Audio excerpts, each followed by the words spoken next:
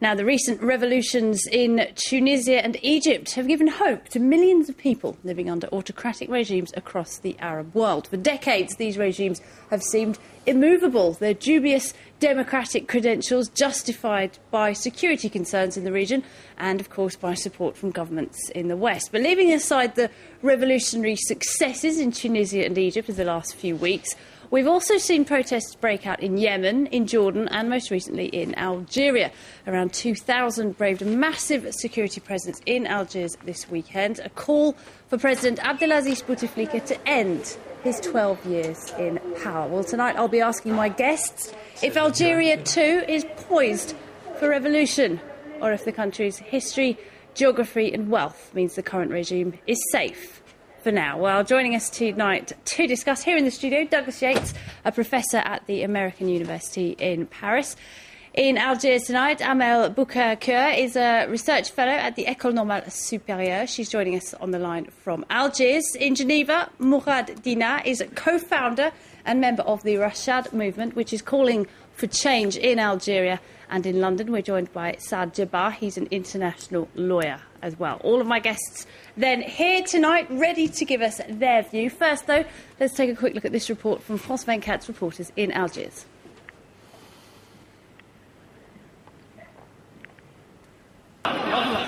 The Algerian police are out in force and quick to act. They remove any protesters they deem to have crossed the line. This man shouts that he's a lawyer and human rights activist, but that makes no difference. Under the state of emergency that's been in place since 1992, officers are ordered to break up any gathering of more than 10 people. Around 2,000 joined this demonstration. They were met by 30,000 police. As the crowd tried to break through the security cordon, several were injured and around 100 arrested. It's exactly these conditions that the protest organisers want to see changed. Various opposition political groups and human rights movements make up the National Coordination for Change and Democracy. You've seen the great crowds of people who are here. The streets are packed. And this is just the beginning of revolution. The security services are using force to stop our march. Lots of young people have been detained at the police station. There's even a pregnant woman who's been beaten. Elsewhere, the former head of the Islamic Salvation Front joins the march. Organisers are wary of his presence, saying they don't want Islamists to hijack their message. Meanwhile, several hundred supporters of President Bouteflika hold a counter-demonstration. Their chant, Bouteflika is not Mubarak. But today, at least, their voices are outnumbered. Further demonstrations were called in the west and south of the country with the same outcome: police intervention and multiple arrests. Well, let's start then with my guest in Algiers. Amel Boubekeur is a research fellow at the École Normale Supérieure. She's in Algiers tonight. First of all, this protest that we saw at the weekend, is it simply a call for Bouteflika to step down, as we saw in Egypt? It was all about Mubarak out now. Is that the case in Algeria as well? Is that what the protesters want? Well, of course, I mean, the figure of Bouteflika and the whole regime is targeted because the figure of the power in Algeria is less focused than in Tunisia and Cairo. So people don't want to talk only about Bouteflika, but they want to talk about the whole change of the regime. But what is interesting, on the contrary, I mean, on the other way, is that they are quite mature and not focusing Bouteflika as such just for the sake of it.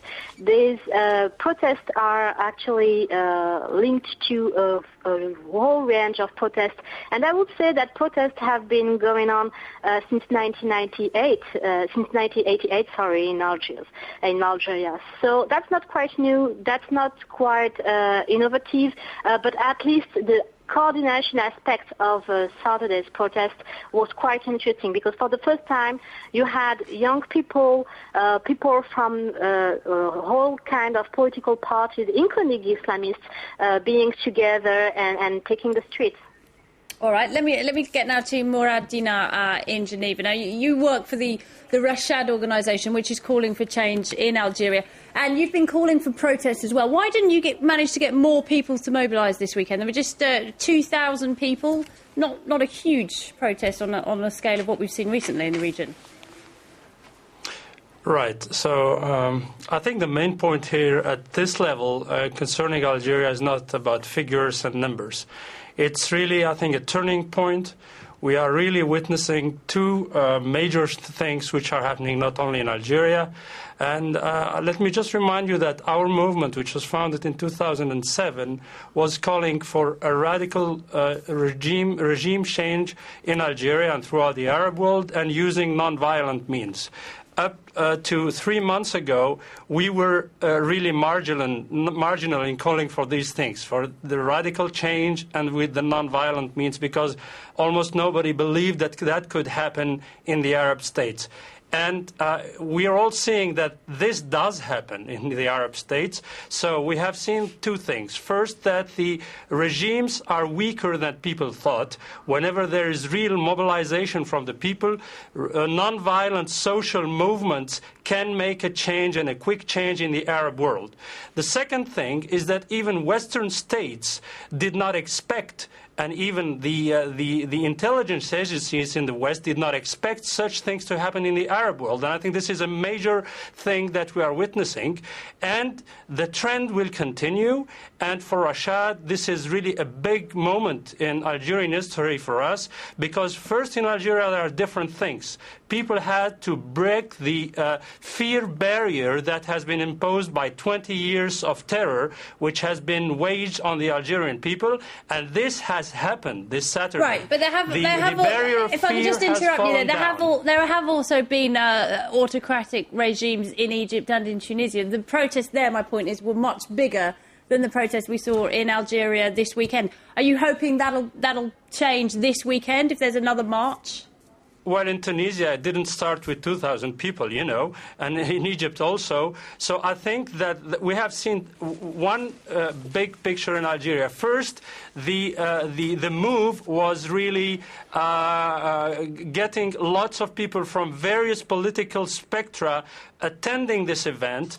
And of course, we should not forget that this is new to Algeria. There has not been any political action in the streets since so long in Algiers.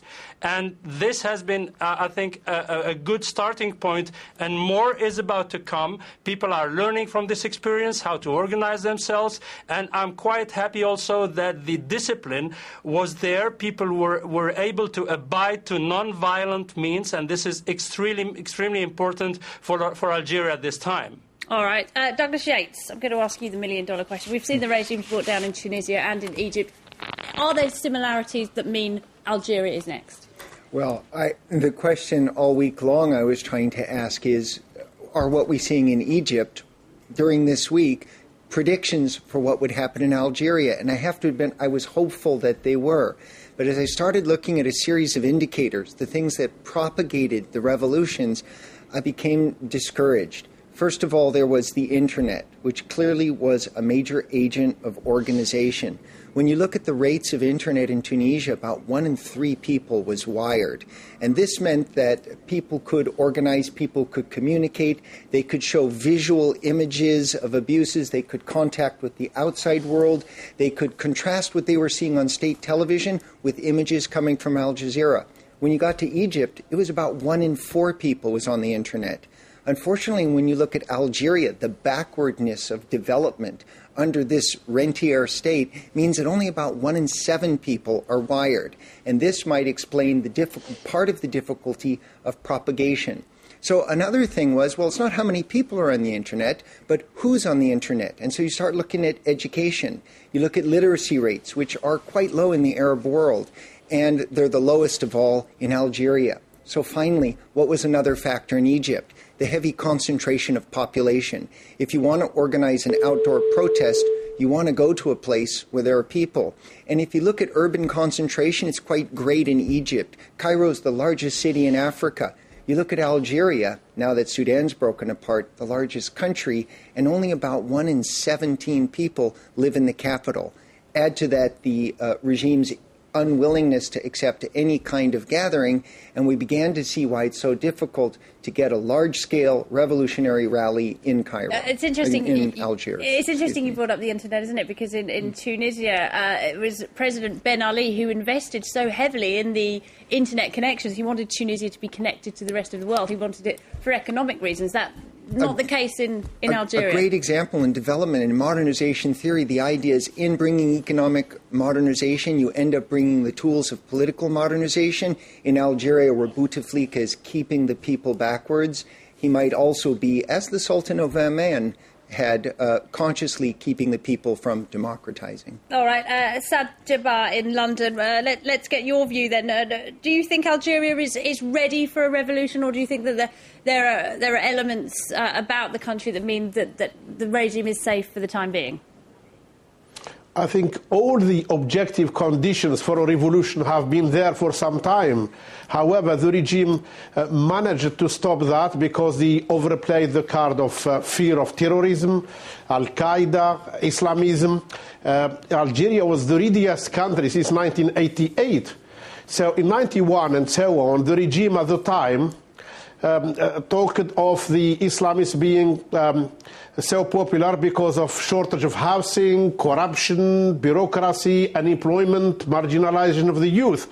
When you look at all these grievances now, after 19 years, all these grievances have been multiplied maybe by 10,000, and I'm not exaggerating. So Algeria is very similar to Egypt. And I would call the Egyptian system the three-pillar system, which was based in terms of source of power on the army, intelligence services, the police, and one party and several parties which are not parties to provide an alternative for the democracy, but they are agencies to keep the same system there. So the Algerian regime have borrowed and adopted and developed that system, add to it the ex-Soviet Union characteristics of a totalitarian regime run by the military intelligence services and based in its power on the same. So Algeria is readier than anyone else to be, to go for a big revolt. However, one difference, let's not consider the demonstration which took place a few days ago as the end, but they are the beginning and the only reason, or one of the few reasons that not many people have gone out. Firstly, one demonstrator was faced by at least 10 policemen. 3,000 demonstrators 30,000 security forces and 2,000 demonstrators. Yes. That's right. Yes. Let me just finish. Yeah. Can I finish this point? Yeah. So, very quickly, there were some concerns and reservations of some organizers, like when you look at the RCD party, which was well identified since the crisis in Algeria with the intelligence services, and they supported the army takeover in 91. So many people didn't want to identify with that.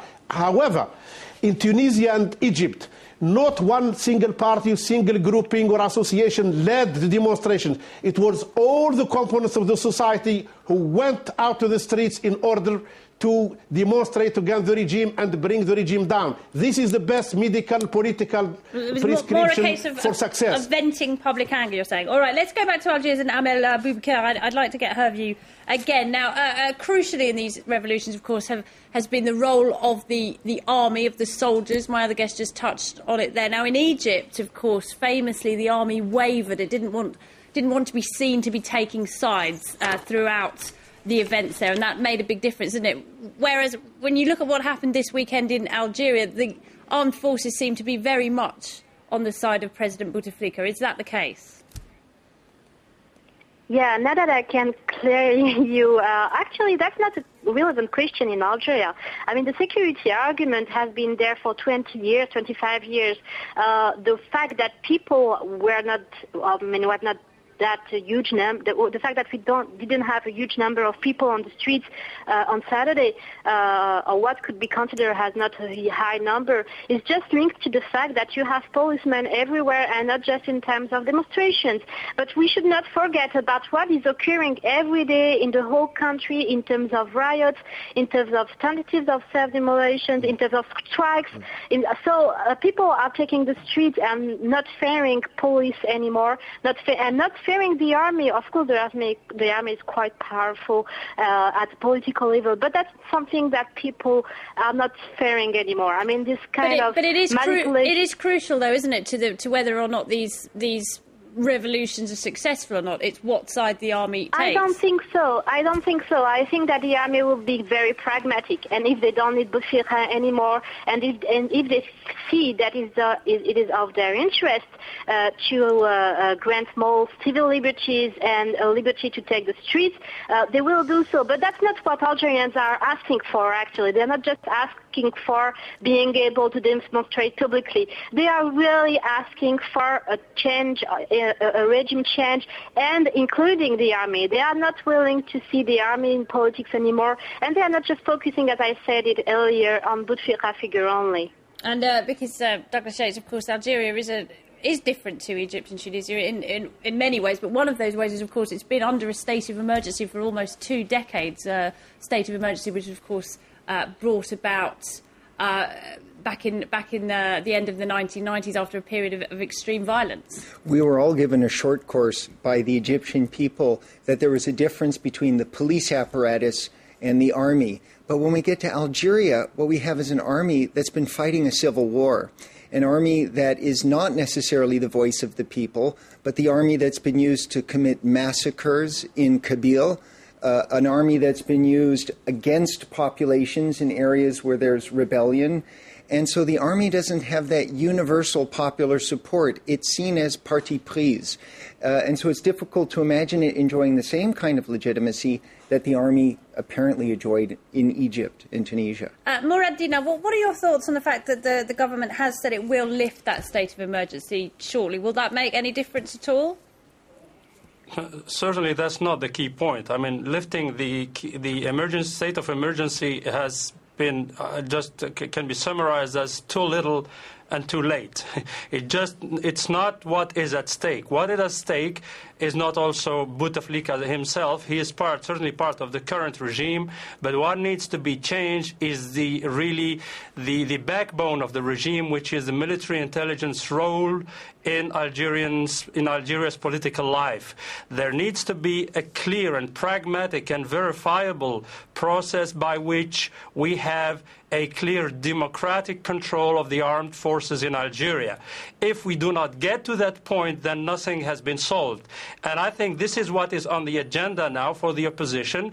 It has basically to show to the Algerian people first that it is united for a vision for Algeria for the future, that it is a credible opposition. This needs to be built, and I'm sure something is underway in this case, and something is moving in Algeria. There are certainly shortcomings, but I don't agree with Mr. Yates when he overemphasizes, for example, the role of the internet. I'm sure nobody would have bet on that 3 months ago in Tunisia, for example. So there are other issues in Algeria. There are other means for action. The opposition, and we are part of it, are working really strongly to bring together the credible opposition to present to the Algerian people and also to the army a way out of this situation, which cannot be lived with again by the Algerian people. All right, we'll have to leave it there for the time being. We will come back after this short break, though. We'll let Douglas respond to that point there. Do stay tuned. We'll have the news and the rest of the debate after this short break.